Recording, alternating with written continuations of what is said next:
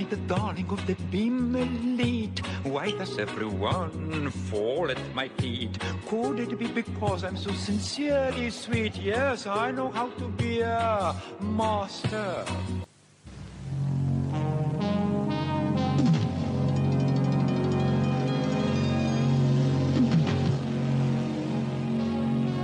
Hello everybody, this is the Cannon Cruisers. I'm JD. And I'm Randy. And today we're here to talk to you about a film called The Apple from 1980. Now, The Apple is a film close to our hearts. It is one of the most beautiful pictures ever made. Okay, it's actually one of the worst movies ever made.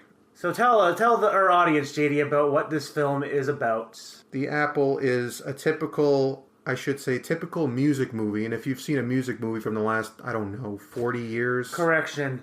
It is a musical. Music movie is a completely separate thing. No, it's a music movie because it deals the same stupid plot where wannabe superstars get into the music business, find out it's too much work for them, and they get screwed over by the music business and hollowed out by it. Although this one has a little bit of a twist in that other than that it's an actual musical, none of the plot beats make any sort of sense, and the ending comes out of nowhere. And the kicker is that it's a sci-fi dystopian take on broadly, loosely adapted, inspired by the Book of Genesis in the Bible. Very, very loosely. But before we get into that, here's a clip from the trailer so you know what we're talking about. In 1994, the world is controlled by one power.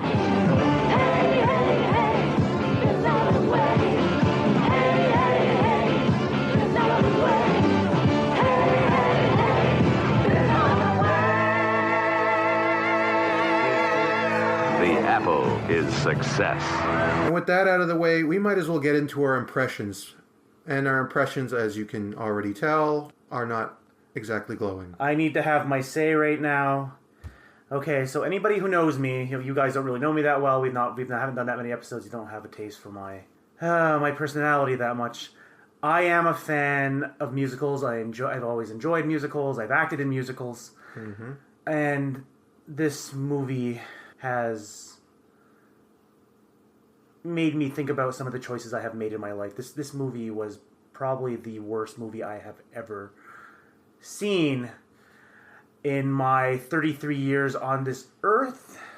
I almost walked out of my house after watching this film. And apparently the final 5 minutes of the film was finally the last straw. This movie, I really don't want to do this anymore. JD, to you, what did you think of this film? This movie was pretty bad. We've done a few pretty bad movies on here so far, but this is probably the worst. The problem with the movie is it's a misfire on every conceivable level. The musical is not enjoyable. The plot isn't enjoyable. There is no memorable songs from this movie except for one line of her just yelling, "Speed! Speed!" Oh, you forgot. Actual vampire. That's an actual song. But other than that, the story is, as I already said, you've seen it 1,000 times. You even know what it's based on because, it's the Book of Genesis. Kind of. Very kind of. Every scene is hammered into your head. Except that they equate the knowledge of good and evil to signing a record contract. Yes, which is like I said, just like every other music movie you've ever seen, whether it be, something like Rockstar way back in 2000 or even Almost Famous. It's nothing you haven't seen before, and it's definitely not even close to one of the best usages you'll ever see of this trope. But everything about the movie is a failure. The songs don't work. There's plot points that come out of nowhere that are not established beforehand. Some of the songs have no purpose, just to waste. They just waste time.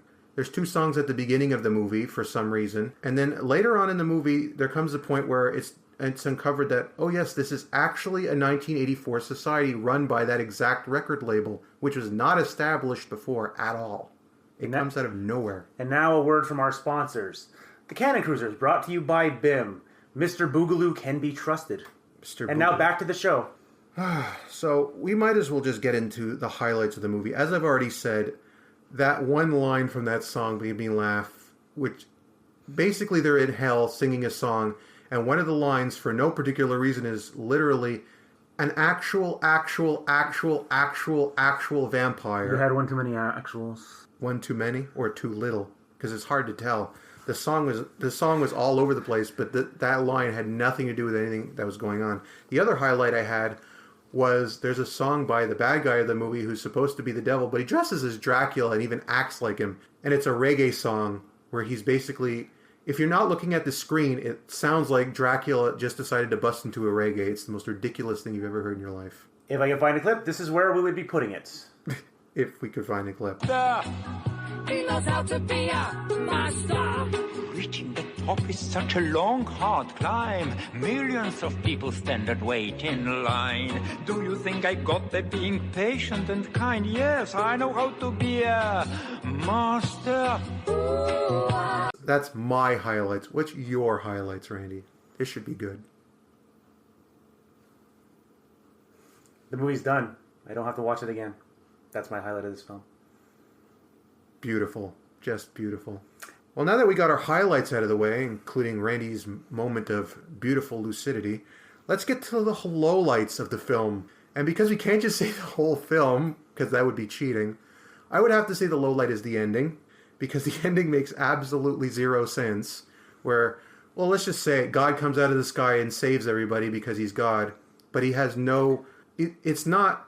I'm going to let you finish. It's a character that has no mention in the movie before it happens. I'm going to let you finish, but let me say this first. I'm going to rewind a step back to it. So the main male protagonist of the film gets caught up to escape society with refugees from the 60s, led by this Grizzly Adams-looking fellow. Who carries a hunting knife for some reason. And now let me blow your mind.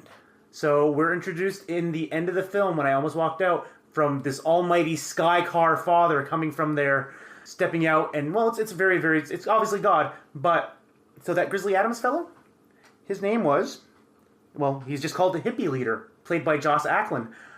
Guess who plays Mr. Tops, the man from the sky? Joss Ackland. Joss Ackland also plays not only the hippie leader, but also God. He has all that time, and he has time to coach the Hawks, huh? The amount of time we're told, like, as they're being lined up, as they're being led out by a bunch of stormtroopers, the main character, whose name we never mentioned, well, we'll do a quick thing on that in a moment, Elfie goes, Mr. Tops will come, he will save us. Who's Mr. Tops? Mr. Tops will come. And then within a minute, we're introduced to Mr. Tops, and then the end of the film. It was never established beforehand who this was, what they were supposed to be, or why they were... That happens multiple times in the film where things just come out of nowhere. I don't understand what they were trying to get across. The movie, like, I don't really have a low light because this movie has completely destroyed me. But if anything, it would be the plot. It's like this movie is not coherent. We have long... periods of time. It's like between songs, suddenly it's like, oh hey, it's like you don't realize you have to pick up clues that maybe 6 months passed, a year has passed, 2 years has passed. During one song, a year passed. Yeah, and there was no hint that there was time passing. It just happened. At the end of the film, before that final scene, there's a year has passed. The main characters have married after she escapes from her record contract and have what looks like to be a 3-year-old child. And they go, no, you can't take my wife. We've been married for how long? 1 year. It's like, this doesn't make sense. And it took them a year to find them, despite the fact that they run a totalitarian society and were able to find them in a park earlier in the movie within a night. Yeah. How does that even work? Sorry that this is not very coherent, but it's kind of... The movie isn't coherent. It's kind of consistent with the movie. Something we should have talked about a little bit was some of the actual characters here. Well, I just want to say, like, before we get to that, is the movie... We might have given, like, low scores to other movies, but I'll say one thing about the other movies, even in their defense as being bad movies. They were coherent. They had plots that went from A to B to C. Some of the character motivations might have been screwy, but you knew what was going on at all times. This movie, it's like more like the plot goes A to F to L. Then back to B. Yeah, it misses... It doesn't actually...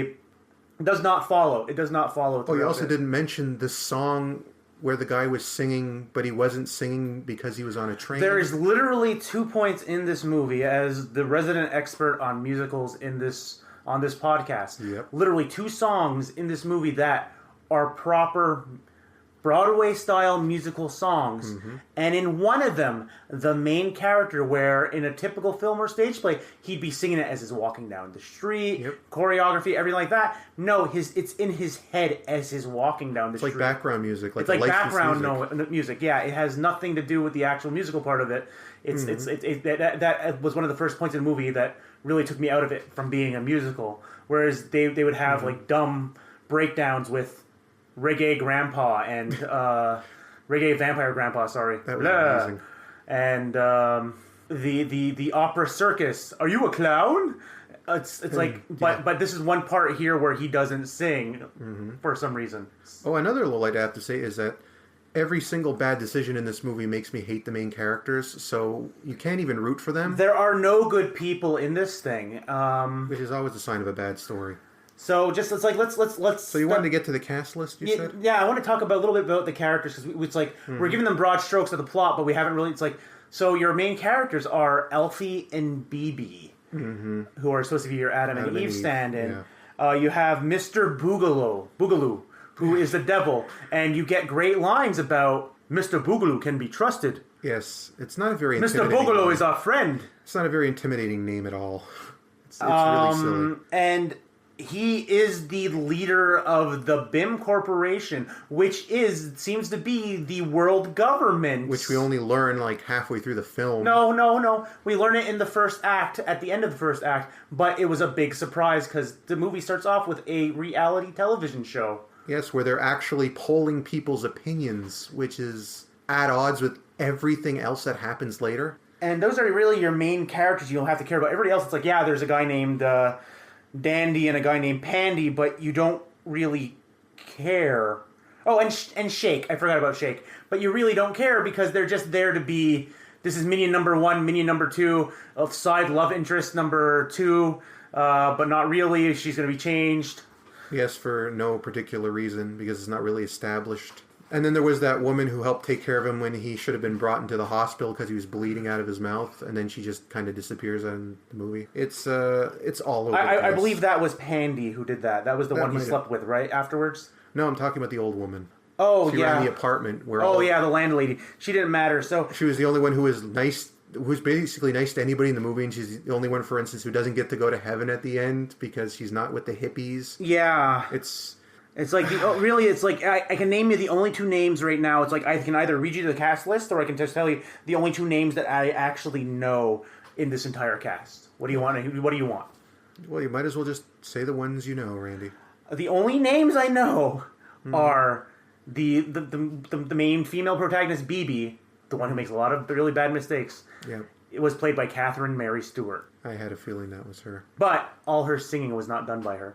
I could tell that, too. And then the only other name is the one who wrote the music to this movie. And when I heard he wrote the music, I got really disappointed. Who was it? George S. Clinton. George Clinton wrote this? George S. Clinton wrote the music for this film. And I just went and confirmed that it is exactly who I thought it was and not... What the hell, George? George Clinton of the George Clinton Band. That is really disappointing. Yeah, this was incredibly disappointing for what... How, George? How? And he was in the movie, but I didn't catch him. I didn't catch anybody. There's too much makeup in this movie. It's hard to tell who anybody looks like. There's one character who looks like he'd been huffing paint, like he had paint all over his mouth. Every character wears ridiculous makeup, and sometimes they wear different outfits and makeup, so it's hard to tell. Well, that's of the time for disco. Well, yeah. Oh, also the movie's set in 1994. Yeah. Instead of like the far off future of like, let's say 2094, so I never understood when movies did that, but that's neither here nor there. So let's get to the score, since you probably know what we're going to give it. So we'll just say it's a 1 out of 5 and get it over with. It kind of makes me want to reevaluate the last movie I gave 1 out of 5. I give it a 5 zeros out of 5. But since we can't do that, I give it a 1. It's a reversed 5 stars. I give it -5. There's nothing redeemable about this movie. Look, they had other bad movies before this, but they were just typical bad movies. This deserves its place as one of the worst movies ever made. It's like, in retrospect, yeah, some of these other movies that we've watched, and since I feel like all the movies I've watched so far have been bad. Though they're bad in a competent way, this is bad in a whole other way. But this movie has literally destroyed me to the point where I'm considering things. Menahem Golem wrote and directed this, but I don't really understand what was going through his head. I'm at the point where I neither think he has talent or vision. Maybe too much vision, but I don't think he has talent. I think the problem is nobody told him this was a bad idea, because this happens to a lot of who's gonna tell the boss that this is a bad idea? There's that too, but I mean, he did direct some good action movies later on, so I'm just gonna say he was out of his depth here. He shouldn't have bothered. And with that, we come to the end of this episode. Thankfully, thank the good Lord above, and not Mr. Tubbs. Mr. Tops, or Mr. Tops. It's hard to hear the audio in this too. Up next, we're doing the movie Enter the Ninja, which is. Oh, thank you, Lord above, for a decent movie, and we can finally put this one behind us and never have to deal with it again. I think nobody for this. It's just Well, we'll never have to watch it again, so there's a plus there. So if you don't hear my voice on the next podcast, you know what happened to me. All right. And what happened to me was the apple. Rotten apple. The rotten apple is a good term for this. So that's it, everybody. We're the Cannon Cruisers. I'm JD. And this husk of a man is Randy. And we'll see you next time when we go back to cruising through the Canon catalog. Yeah, keep cruising that catalog. I know how to be a master. Ooh, love that makes a change. Ooh, Whip them till they're tame. they'll learn to love their pain. When you know how to be a master.